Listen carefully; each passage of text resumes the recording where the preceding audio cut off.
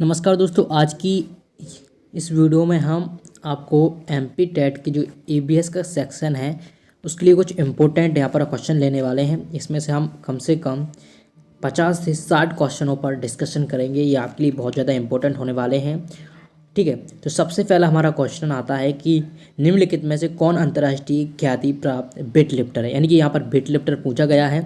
आपके सामने ऑप्शन है सुनीता विलियम्स, वचेंद्री पाल। ठीक है, और यहाँ पर अगला ऑप्शन देखते हैं हम यहाँ पर सूर्यमणि और कर्णम मल्लेश्वरी। तो आपका डी ऑप्शन कर्णम मल्लेश्वरी आपके का वेट लिफ्टर थे। ठीक है, और ये कहाँ की थी मैं आपको बता दूं, ये आपकी आंध्र प्रदेश से बिलोंग करती थी। कहाँ से? आंध्र प्रदेश से बिलोंग करती थी। ठीक है, और ओलंपिक खेलों में इन्होंने क्या कांस्य पदक जीता था। कांस्य पदक जीतने वाली पहली भारतीय महिला थी। ये भी ध्यान रखना, कांस्य पदक जीतने वाली पहली भारतीय महिलाएं थी। ठीक है, महिला थी। और यहाँ से क्या क्वेश्चन बन सकता है दोस्तों, जो राजीव गांधी खेल रत्न पुरस्कार है। ठीक है, राजीव गांधी खेल रत्न पुरस्कार, अर्जुन अवार्ड तथा पद्मश्री अवार्ड से भी यहाँ पर जो कर्णम मल्लेश्वरी को आप दिया गया है। तो ये भी इतने सारे फैक्ट आप यहाँ पर ध्यान रखिएगा। ठीक है, अगला क्वेश्चन यहाँ पर दिया गया है कि नीचे दिया गया कौन सा समूह जड़ों का, यहाँ पर जड़ पूछी गई है। तो जड़ों आपके ऑप्शन दिए गए यहाँ पर चुकंदर आलू अदरक, यहाँ पर गाजर हल्दी अदरक। मैं फटाफट से इसका आंसर बता दूंगा आपको। यहाँ पर दिया गया है गाजर चुकंदर यानी कि मूली। डी ऑप्शन इसका राइट हो जाएगा। ठीक है, डी। ठीक है, और जो आलू अदरक तथा हल्दी है, आलू अदरक और हल्दी, वो क्या रहेगा दोस्तों, आपका तना का रहेगा। ठीक है, ये आपको ध्यान रखना है। गाजर चुकंदर मूली आपका जड़ों का रहेगा। अगले क्वेश्चन की तरफ बढ़ते हैं यहाँ पर। ठीक है, अगला क्वेश्चन है रेगिस्तानी ओक नाम का एक पेड़ है जो पाया जाता है। कहाँ पाया जाता है? अबू धाबी में, ऑस्ट्रेलिया में या फिर राजस्थानी, ये आपको बताना है। तो ये कहाँ पर पाया जाता है दोस्तों? रेगिस्तानी ओक के बारे में क्या और फैक्ट बन सकते हैं ये भी हम जानेंगे। ये ऑस्ट्रेलिया में पाया जाता है। ठीक है, ये दोस्तों क्या है, रेगिस्तानी ओक ये कहाँ पाया जाता है? ऑस्ट्रेलिया में पाया जाता है। ठीक है, इस पेड़ की क्या विशेषता रहती है? ये ज़मीन की गहराई तक जाता है। ठीक है, और जब तक पानी तक नहीं पहुँच, ये का ज़मीन की गहराई तक जाता है और पानी की जड़ों तक पहुँच जाता है। इस पेड़ के तनों में पानी जमा हो जाता है। और दोस्तों क्या होता है, वहाँ के स्थानीय, जहाँ के लोग, ऑस्ट्रेलिया के स्थानीय लोग इसमें क्या है, पाइप डालकर पानी निकालते हैं। तो ये भी क्वेश्चन बनता है यहाँ से रेगिस्तानी ओक के बारे में। ठीक है, और चलिए ये इतना आप ध्यान रखिएगा इस क्वेश्चन के बारे में। ठीक है, यहाँ पर देख सकते हैं ये पूरा लिखा हुआ है डिटेल में, कोई बात नहीं। हाँ, ये भी है नेफिथीन्स वह पौधा है जो शिकार करता है के विषय में नीचे कथनों पर विचार कीजिए। ये कौन सा पौधा है, कहाँ पर पाया जाता है, इसके बारे में यहाँ पर बताया गया है। चलिए ये भी हम देख लेते हैं। ठीक है, इसके बारे में, यह पौधा ऑस्ट्रेलिया, इंडोनेशिया और भारत में, मेघालय में पाया जाता है। ठीक है, इसका आकार घड़े जैसा होता है। इसका मुंह एक पत्ती से ढका होता है। ये केवल छोटे कीड़े मकोड़ों को फंसाकर उनका शिकार कर सकता है, या फिर यहाँ पर यह छोटे कीड़े मकोड़ों को खींचने के लिए मोहक आवाज़ निकालता है जो इसमें फंस जाते हैं और बाहर नहीं निकल पाते हैं। तो यहाँ पर आप बताइए कौन कौन से सही हैं, आपके यहाँ पर दिए गए हैं। ठीक है, तो मैं आपको बता दूं जो फर्स्ट ए और बी रहेगा इसका सही रहेगा, क्योंकि दोस्तों ये पौधा जो आपका नेफिथीन्स का पौधा है ये ऑस्ट्रेलिया, इंडोनेशिया और भारत के कहाँ पर, मेघालय में पाया जाता है। ठीक है, इसका आकार कैसे घड़े जैसा होता है, इसका मुँह एक पत्ती से ढका होता है। तो इस तरीके से आप कर लीजिएगा। ठीक है, और ये पौधे कहाँ पर पाए जाते हैं दोस्तों? जहाँ पर नाइट्रोजन की कमी रहती है। ठीक है, नाइट्रोजन, तो नाइट्रोजन की प्राप्ति हेतु ये क्या करते हैं, पौधों, कीड़ मकोड़ों और मेढकों का शिकार कर लेते हैं। ठीक है, और इस जो पौधा होता है वो पत्ती कलश के रूप में ये धारण कर लेता है। ठीक है, ये आपको ध्यान रखना होगा। ठीक है, ये आपका कहाँ पर पाया जाता है? इंडोनेशिया, मेघालय, भारत। ठीक है, ये आपको यहाँ तक ध्यान रखना होगा। इतनी चीज़ों को आप यहाँ पर ध्यान रखिएगा इसके बारे में। ठीक है, चलिए अब आगे बढ़ते हैं यहाँ पर अगले क्वेश्चन की तरफ। यहाँ पर ठीक है, अगला क्वेश्चन यहाँ पर दिया गया आपका, चलिए यहाँ पर पूछा गया है कि भारत की आज़ादी के समय पहले महात्मा गांधी ने जिस दांडी के समुद्र तट पर अपनी प्रसिद्ध यात्रा की थी वह भारत के नीचे दिए किस राज्य में था? तो यहाँ पर आपके सामने ऑप्शन दिए गए आंध्र प्रदेश, कर्नाटक, महाराष्ट्र, गुजरात। तो दोस्तों जो आपका दांडी गुजरात हुआ था वो कहाँ पर हुआ था? गुजरात में हुआ था, यानी कि डी ऑप्शन इसका राइट आंसर हो जाएगा। और जो आपका यात्रा थी कब शुरू हुई थी? आपकी जो 12 मार्च 1930 को स्टार्ट हुई थी। ठीक है, ये कितने दिनों तक चली थी? 24 दिनों तक चली थी। आपको ध्यान रखना तो रख लीजिएगा। ठीक है, इसमें क्या है, यहाँ पर आपको जो नमक कानून तोड़ाया गया था। ठीक है, नमक के यहाँ पर दांडी यात्रा नमक के बारे में यहाँ पर हुई थी। चलिए अगले क्वेश्चन की तरफ बढ़ते हैं हम। चलिए यहाँ पर ज्वर उच्च ज्वर, तेज बुखार के साथ कपकपी, जिसका उपचार सिनकोना पेड़ की छाल से किया जाता है। यानी कि सिनकोना पेड़ का यूज कहाँ पर किया जाता है ये पूछा गया है। ठीक है, तो चलिए म्यादी बुखार में, मलेरिया में, चिकनगुनिया में या फिर डेंगू में। दोस्तों यहाँ पर जो तेज बुखार आता है के साथ कपकपी होता है, उसके उपचार के लिए सिनकोना पेड़ की छाल का उपयोग किसके लिए किया जाता है दोस्तों? ये आपका किया जाता है मलेरिया के लिए। ठीक है, किसके लिए किया जाता है? मलेरिया। मलेरिया रोग किससे फैलता है? ये प्लाज्मोडियम नामक प्रोटोजोआ के इससे फैलता है। ठीक है, जिसके क्या होता है? मादा एनोफिलीज मच्छर होती है, जिसकी जो वाहक होती है मादा मच्छर के काटने से फैलता है। ठीक है, इस रोग से जब भी व्यक्ति प्रभावित होता है तो उसे क्या कपकपी महसूस होती है। और इसका उपचार किससे किया जाता है? इसका उपचार आपका सिनकोना के पेड़ से किया जाता है। जब भी आप देखिए कि मलेरिया बुखार आता है तो व्यक्ति को बहुत ज़्यादा ठंड लगती है। ठीक है, ये आपको ध्यान रखना है। चलिए, और ये भी ध्यान रखना इसके प्लाज्मोडियम क्या है? प्लाज्मोडियम नामक प्रोटोजोआ होता है और जिसमें मादा मच्छर ही खाती है। ठीक है, यह ध्यान रखना। अगले क्वेश्चन की तरफ बढ़ते हैं। यहाँ पर कि चेराव नाच कहाँ का लोक नृत्य है? यहाँ पर पूछा गया है कि चेराव नाच कहाँ के लोग करते हैं? झारखंड के, मिजोरम के, मणिपुर के, मेघालय के। तो दोस्तों जो चेराव नृत्य है आपका मिजोरम का है। कहाँ का है? मिजोरम का है चेराव नृत्य। ठीक है, इस चेराव नृत्य। ठीक है, ये जमीन पर इस तरीके से बांस की इस तरीके से बिछा लेते एक यहाँ पर होता है। आप देखिएगा बहुत ही अच्छा डांस रहता है। ठीक, इस तरीके से यहाँ पर कर लीजिएगा आप लोग इस क्वेश्चन को भी। चलिए अगले क्वेश्चन की तरफ बढ़ते हैं। यहाँ पर यह पूछा गया है कि तमिलनाडु के निकटवर्ती राज्य कौन कौन से हैं तमिलनाडु के? तो यहाँ पर जो तमिलनाडु को हम बताएं आपको, आंध्र प्रदेश, केरल, कर्नाटक इस राइट आंसर रहेगा। ठीक है, ये तमिलनाडु के उत्तर में आंध्र प्रदेश आपके रहेंगे और जबकि पश्चिम में केरल राज्य स्थित है। तो इस तरीके से आंध्र प्रदेश, केरल, कर्नाटक इसका राइट आंसर हो जाएगा। चलिए यहाँ से कुछ पैडागोजी के क्वेश्चन है, इन्हें भी हम देख लेते हैं। पैडागोजी क्वेश्चन आपके लिए बहुत ज़्यादा इंपॉर्टेंट रखेंगे इस एग्जाम में। ठीक है, चलिए यहाँ से एनसीएफ 2005 से क्वेश्चन आएंगे आपके। ठीक है, एनसीएफ 2005 के अनुसार निम्नलिखित में से क्या प्राथमिक स्तर पर पर्यावरण अध्ययन शिक्षण के उद्देश्य नहीं है? तो यहाँ पर पूछा गया है जो एनसीएफ 2005 प्राथमिक स्तर पर पर्यावरण शिक्षण का कौन सा उद्देश्य नहीं है? तो चलिए हम देख लेते हैं। यहाँ पर फर्स्ट है विशेषता प्राकृतिक पर्यावरण के प्रति बच्चे की जिज्ञासा एवं सृजनात्मकता को बढ़ावा देना। ठीक है, ये भी यहाँ पर उद्देश्य नहीं है, तो ये तो सही हो जाएगा कि बढ़ावा देना चाहिए हमें बच्चों की सृजनात्मकता को। ये तो राइट आंसर है। अवलोकन, वर्गीकरण एवं निष्कर्ष निकालने आदि प्रक्रियाओं के माध्यम से बुनियादी संज्ञानात्मक एवं गत्यात्मक कौशल प्राप्त करने के लिए खोजबीन से जुड़ी हाथों से करने वाले कार्यों को बच्चों से संलग्न करना चाहिए। बिल्कुल, ये भी सही बात है। ठीक है, अगला पढ़ते हैं। प्राकृतिक, सांस्कृतिक व सामाजिक पर्यावरण के बीच संबंध को पहचानने व समझने से बच्चों को प्रशिक्षित करना। बिल्कुल, ये भी सही बात है। अब लास्ट ऑप्शन देखते हैं दोस्तों। यहाँ पर लास्ट ऑप्शन, पर्यावरण समझ के दौरान बच्चों में सटीक संख्यात्मक कौशल विकसित करना। तो दोस्तों जो आपका डी ऑप्शन लगता है यहाँ तक, इसे देख लेते हैं।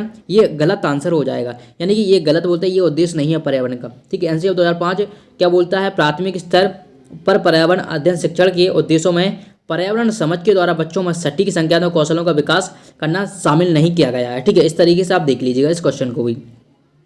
अगला क्वेश्चन यहाँ पर दिया गया आपका कि पर्यावरण अध्ययन कक्षा 3 से 5 के लिए एक विषय क्षेत्र है जो संकलित है विज्ञान की अवधारणाओं और मुद्दे को, पर्यावरण शिक्षा सामाजिक अध्ययन है विज्ञान की अवधारणाओं और मुद्दे को, या फिर विज्ञान और सामाजिक विज्ञान की अवधारणाओं को मुद्दों को, या फिर पर्यावरण शिक्षा और विज्ञान की अवधारणाओं मुद्दे को। तो दोस्तों जो आपका पर्यावरण के अध्ययन 3री और 5वीं में एक विषय क्षेत्र है, उसमें क्या है? उसमें दोस्तों आपका देखो सभी सही हैं, यह तो सही है, लेकिन इसमें जो आपका सेकंड है पर्यावरण शिक्षा सामाजिक अध्ययन विज्ञान, यानी कि इसमें सारे सब्जेक्टों को यहाँ पर इस ऑप्शन में ले लिया गया है। ठीक है, तो ये क्या रहेगा हमारा? बिल्कुल सही रहेगा। और ये भी ध्यान रखना कि इसमें सामाजिक अध्ययन के लेते हैं और विज्ञान को लेते हैं पर्यावरण शिक्षा में। तो इस तरीके से इसका राइट आंसर हो जाएगा बी ऑप्शन। ठीक है, चलिए अगले क्वेश्चन की तरफ बढ़ते हैं दोस्तों हम यहाँ पर। चलिए यहाँ से पूछा गया है कि निम्नलिखित में से क्या पर्यावरण अध्ययन के संदर्भ में सही है? तो यहाँ पर सही कथन पूछा है। पर्यावरण अध्ययन एक विषय है जो कक्षा 1 से 5 तक की कक्षाओं में पढ़ाया जाता है। चलिए देखते हैं। और कक्षा 1 से दूसरी की कक्षाओं के लिए भाषा और गणित के माध्यम से पर्यावरण अध्ययन पढ़ाया जाता है। चलिए भाषा और गणित के माध्यम से पर्यावरण अध्ययन पढ़ाया जाता है। चलिए ये तो गलत हो जाएगा। ठीक है, बताइए गलत होगा या सही होगा? ठीक है आप लोग। अगला ऑप्शन पढ़ते हैं 2, 3 एवं यहाँ पर देखिए ये जब भी आप ऑप्शन पढ़ो तो अच्छी तरीके से पढ़ना, ठीक है। यहाँ पर क्या पर्यावरण अध्ययन के संदर्भ में सही नहीं है, ठीक है। तो जैसे ही आप ये ऑप्शन पढ़ेंगे सारे, ठीक है, इसका जो आंसर हो जाएगा वो आपका हो जाएगा सेकंड, यानी कि कक्षा 1 व 2 की कक्षाओं के लिए भाषा और गणित को किसके माध्यम से, पर्यावरण के माध्यम से पढ़ाया जाएगा, ठीक है। जो आपका कक्षा 1 और 2 की बुक देखना, आप कक्षा 1 और 2 की बुक देखना, उसमें जो आपका गणित रहेगा, गणित रहेगा, उसी गणित में पर्यावरण के माध्यम से पढ़ाया जाता है, ठीक है। तो माध्यम से पर्यावरण पढ़ाया जाता है, ठीक है। चलिए यहाँ पर अगले क्वेश्चन की तरफ बढ़ते हैं। यहाँ पर ये देख लीजिएगा, यहाँ पर लिखा गया है एनसीएफ 2005 ने कक्षा 1-2 के लिए पर्यावरण अध्ययन के लिए किसी पाठ्यक्रम में पाठ्य पुस्तक की संस्तुति नहीं की है। इन कक्षाओं में पर्यावरण अध्ययन और भाषा और गणित के माध्यम से पढ़ाया जाएगा, ठीक है। इन कक्षाओं को पर्यावरण अध्ययन कैसे भाषा और गणित के माध्यम से पढ़ाया जाएगा, तो इस तरीके ध्यान रखिएगा।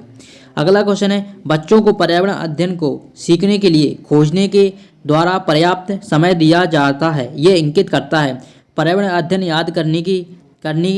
याद करके सीखा जाता है। तो रटने पर बल हम बिल्कुल नहीं देते, ये ऑप्शन बिल्कुल गलत हो जाएगा। पर्यावरण अध्ययन सूचनाओं के द्वारा सीखा जाता है, पर्यावरण अध्ययन सूचनाओं के द्वारा नहीं, बिल्कुल। ये पर्यावरण अध्ययन बाल केंद्रित हो, चलिए ये भी देखते हैं। पर्यावरण अध्ययन शिक्षक केंद्रित हो, दोस्तों शिक्षक केंद्रित नहीं होना चाहिए। एनसीएफ 2005 बोलता है कि हर चीज़ बाल केंद्रित होनी चाहिए, क्योंकि बच्चों पर ही फोकस करना चाहिए। तो हमारा सी ऑप्शन इज राइट रहेगा, इसका सी आंसर, ठीक है, बाल केंद्रित होना चाहिए, ठीक है।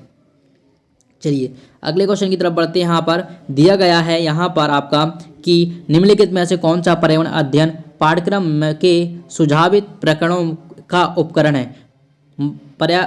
परिवार और मित्र, भोजन, जानवर, हम कैसे सीखते हैं। तो यहाँ पर क्या पूछा गया, पर्यावरण अध्ययन पाठ्यक्रम के सुझावित प्रकरणों का उपकरण पूछा है। तो इसका क्या हो जाएगा दोस्तों, इसका हो जाएगा जानवर, ठीक है।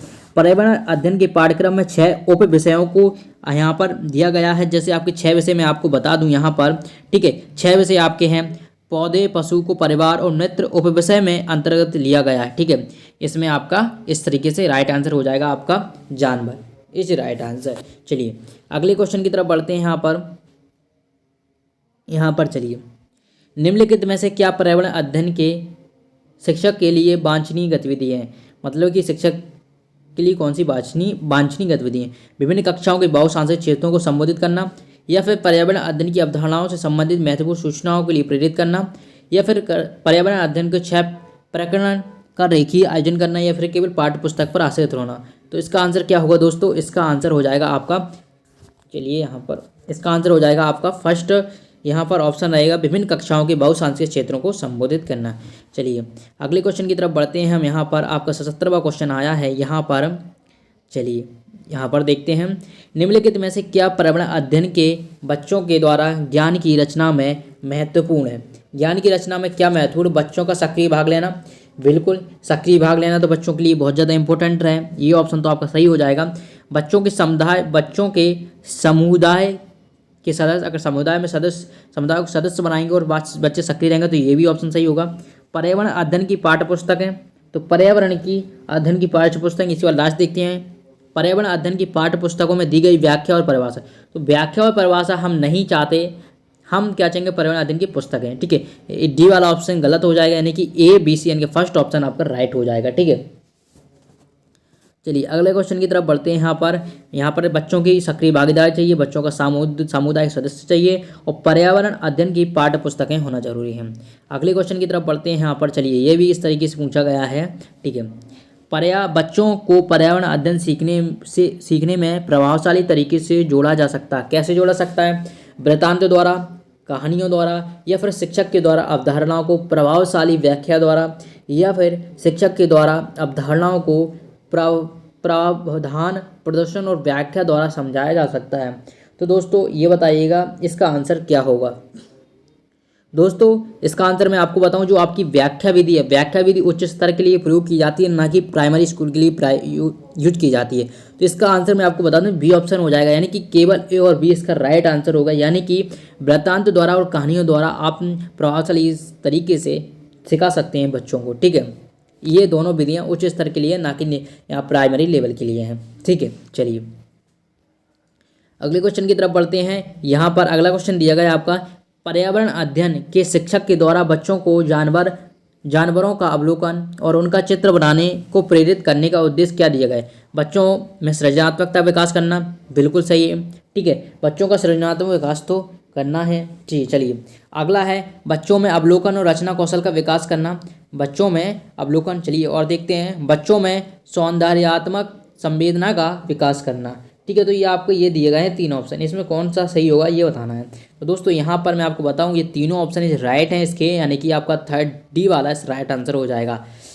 यहाँ पर जो बच्चों को जानवर का अवलोकन करने और उनके चित्र को प्रेरित करने का उद्देश्य यही है कि बच्चों में सृजनात्मकता विकास करना, बच्चों में अवलोकन का कौशल का विकास करना और बच्चों में सौंदर्यता का विकास करना। तो ये तीनों राइट आंसर रहेंगे। चलिए अगले क्वेश्चन की तरफ बढ़ते हैं। यहाँ पर चलिए यहाँ पर फिर देखते हैं। यहाँ पर पर्यावरण अध्ययन में शिल्पकला और चित्रकला को समूह में करके सीखने पर बल दिया जाता है, क्योंकि इसका क्या कारण है? चलिए देखते हैं। कक्षा में अनुशासनहीनता को रोकने के लिए समूह में सीखना शिक्षकों के लिए आसान और बहुत प्रभावशाली युक्ति है, या फिर समूह में सीखना सहपाठी द्वारा सीखने को प्रोत्साहित करता है, या फिर समूह में सीखना कक्षा में सामाजिक अंतःक्रिया को बेहतर करता है, या फिर समूह में सीखना पर्यावरण अध्ययन के पाठ्यक्रम को समूह पूरा करने की सहायता देता है। तो इसका आंसर क्या हो जाएगा दोस्तों? इसका आंसर हो जाएगा आपका सी, बी और सी इनका राइट आंसर रहेगा, यानी कि आप ये वाला लगा दीजिएगा बी और डी। ठीक है, यानी कि क्या बोलता है आपको, बी और सी इसका राइट आंसर होगा, बी और सी। ठीक है, बी और सी इसका राइट आंसर होगा, यानी कि समूह में सीखना सहपाठी द्वारा प्रोत्साहन करता है, समूह में कक्षा में सामाजिक अंतःक्रिया को बेहतर करता है, यानी कि ये अनुशासनहीनता यहाँ पर ये राइट आंसर नहीं रहा इसके। अगले क्वेश्चन की तरफ बढ़ते हैं। यहाँ पर दिया गया है कि निम्नलिखित में से क्या पर्यावरण अध्ययन को सीखने का सबसे प्रभावशाली संसाधन है? जो पर्यावरण अध्ययन है उस सीखने की आपकी सबसे प्रभावशाली अध्ययन क्या रहेगा दोस्तों? इसका आपके सामने दिए गए हैं कि क्या आप परिवार के सदस्य से सीखेंगे, या फिर समुदाय के सदस्य से सीखेंगे, या फिर समाचार पत्र से सीखेंगे, या फिर कक्षा से सीखेंगे?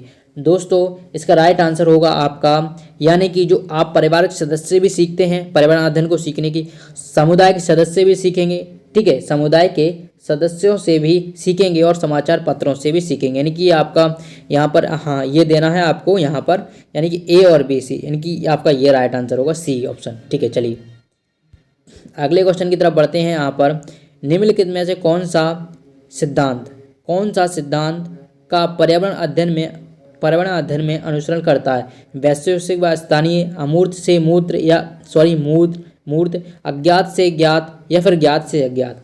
तो क्या हो जाएगा इसका आंसर? दोस्तों जो आप पर्यावरण अध्ययन का अनुसरण करते हैं वो आप ज्ञात से अज्ञात की ओर करते हैं, यानी कि इस सिद्धांत के अनुसार क्या होता है दोस्तों, इसके अंतर्गत बालक किसी भी माध्यम से जो कुछ सीखता है, ठीक है, उसका क्या ज्ञात से अज्ञात की ओर सीखता है, यानी कि ज्ञात से पूर्व अनुभव के द्वारा ज्ञान का प्राप्त करता है इस सिद्धांत के अकॉर्डिंग। ठीक है, अगले बात करते हैं। यहाँ पर निम्नलिखित में से कौन सा पर्यावरण अध्ययन की सीखने की रचनात्मक आकलन का साधन नहीं है? तो यहाँ पर रचनात्मक आकलन का साधन कौन सा नहीं है? पोर्टफोलियो, वर्ण अभिलेख, क्रम निर्धारण, या फिर वार्षिक? तो दोस्तों इसका आंसर क्या हो जाएगा? इसका आंसर हो जाएगा वार्षिक उपलब्धि परीक्षण, यानी कि वार्षिक उपलब्धि परीक्षण में रचनात्मक आकलन नहीं हो रहा है। ठीक है, रचनात्मक इसमें क्या यहाँ पर अंकों को बताया जा रहा है। ठीक है, और दोस्तों आपका जो पोर्टफोलियो क्रम निर्धारण मापनी में आता है, आपका क्रम निर्धारण होता है इसमें। ठीक है, इस तरीके से आप देख सकते हैं। अगले क्वेश्चन की तरफ बढ़ते हैं। यहाँ पर आपका चलिए निम्नलिखित में से किसको पर्यावरण अध्ययन में बच्चों के आकलन में दूर करना चाहिए? बच्चों के आकलन में हमें दूर रखना चाहिए किसको? बच्चों के उत्तरों को सही या गलत में आंकना। ठीक है, बच्चों कक्षा 5 की ABS पाठ्य पुस्तकों में प्रत्येक पाठ के अंत में दिए गए आज हमने क्या सीखा इस पर चर्चा करना, या फिर आकलन के संकेतों का प्रयोग करना, या फिर बच्चों को सीखने का गुणात्मक आकलन करना। तो दोस्तों इसका आंसर क्या हो जाएगा? जो हम बच्चों को उत्तरों को सही गलत में आंकना ये नहीं करना चाहिए हमें। ठीक है, इससे हमें दूर रखना चाहिए। चलिए अगले क्वेश्चन की तरफ बढ़ते हैं। यहाँ पर दिया गया है कक्षा 5 की, यहाँ पर दिया गया है कि एक कक्षा 5 की शिक्षक एक क्रियाकलाप का संचालन करती है जिसमें वह कक्षा के बच्चों से फर्श पर चीनी के कुछ दाने डालने को कहती है और उनको चींटियों के आने का इंतजार करने को कहती है।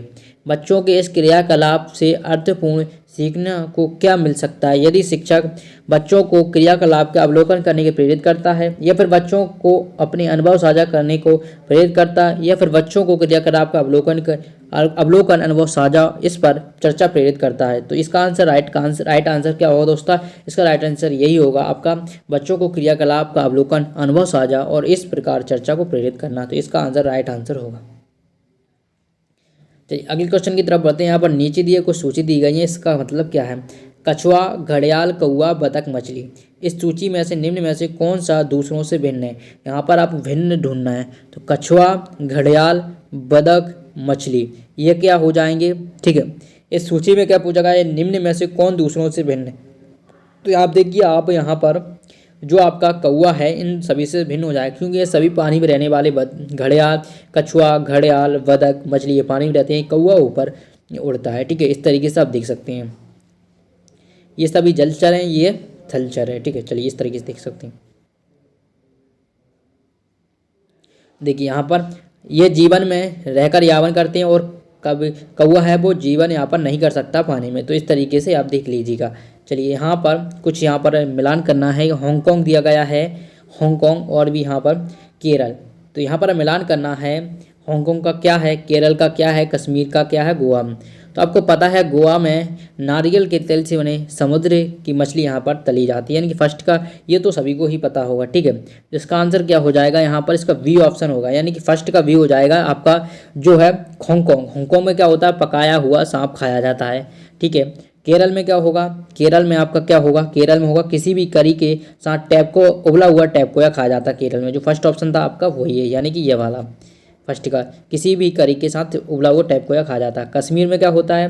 कश्मीर में क्या होता है आप लोग बताइएगा, यानी कि आपका जो यहाँ पर दूसरे का सी का कौन सा? दूसरा, यानी कि कश्मीर में क्या होता है? सरसों के तेल में बनी मछली बनती है। ठीक है, कश्मीर में। और गोवा में आपको पता ही है, यहाँ पर नारियल के तेल में बनी समुद्र की मछली यहाँ पर खाए जाते हैं। छोले भटूरे कुछ नहीं है। ठीक है, इस तरीके से आप देख लीजिएगा। चलिए अगले क्वेश्चन की तरफ बढ़ते हैं। यहाँ पर देख लीजिएगा, हांगकांग पका हुआ सांप खाया जाता है, केरल में किसी भी करी के साथ उबला हुआ टैपको खाया जाता है, कश्मीर में सरसों के तेल के साथ बनी मछली खाई जाती है। ठीक है, और गोवा में नारियल के तेल में बनी समुद्र मछली होती है। ठीक, इस तरीके से इन्हें ध्यान रखिएगा। अब देखिए अगले यहाँ पर दिया गया, निम्नलिखित पक्षियों में कौन सी प्रजाति झटके से अपनी गर्दन हिलाती है? दोस्तों जो आपकी मैना है वो एक झटके से आपकी गर्दन हिलाती है। और यहाँ से क्वेश्चन बनता है कि कौन सी पक्षी ऐसा है जो मनुष्य की तरह देख सकता है, मनुष्य की तरह देख सकता है? तो आपका वो कौन सा हो जाएगा? उल्लू इस राइट आंसर हो जाएगा। ठीक है, चलिए अगले क्वेश्चन की तरफ बढ़ते हैं। यहाँ पर कुछ घरों के बारे में विशेषता बताइए, कौन से घर हैं?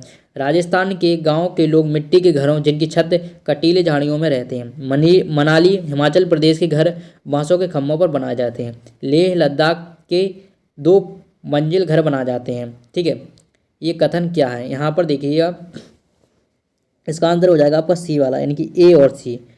ए और सी, यानी कि जो आपका राजस्थान है, राजस्थान के गाँव में लोग मिट्टी के घर बनाते हैं, और लेह में पत्थर की 2 मंजिल होती हैं। हिमाचल में ये गलत वाला ऑप्शन है। ठीक है, इस राइट आंसर होगा। ठीक है, यहाँ देखिए, हिमाचल प्रदेश में नहीं बल्कि असम के घर बांस के खम्भों पर बना जाते हैं। प्रश्नगत में ये सही है। ठीक है, चलिए हाथी के बारे में कुछ फैक्ट देख लेते हैं। हम हाथी के बारे में आपको सीधा फैक्ट बताते हैं आप लोगों के लिए। चलिए देखिए, अधिकांश हाथी प्राकृतिक वातावरण में लगभग 2 घंटे चिड़ियाघर में सोना पसंद करते हैं। ठीक है, 4 से 6 घंटा सोना पसंद करते हैं। इन्हें पानी और कीचड़ में खेलना बहुत अच्छा लगता है, क्योंकि इनके शरीर को ठंडक मिलती है। हाथियों के झुंड में सबसे बुजुर्ग हथनी होती है, जो पूरे झुंड का नेतृत्व करती है। अधिकांश बड़े हाथी एक दिन में 100 से 200 किलोग्राम पत्तियों को खा लेते हैं। हालांकि कभी कभी 300 ग्राम तक भी पहुंच सकते हैं। तो इस तरीके से यह देखिएगा, यहाँ पर आज हमने जो ईवीएस का फर्स्ट जो था वो आपको बताया है। चलिए और कुछ यहाँ पर देखते हैं, वो अगले हम वीडियो में देख लेंगे। आज की इस वीडियो में बस इतना ही, मिलते हैं नेक्स्ट वीडियो में। धन्यवाद।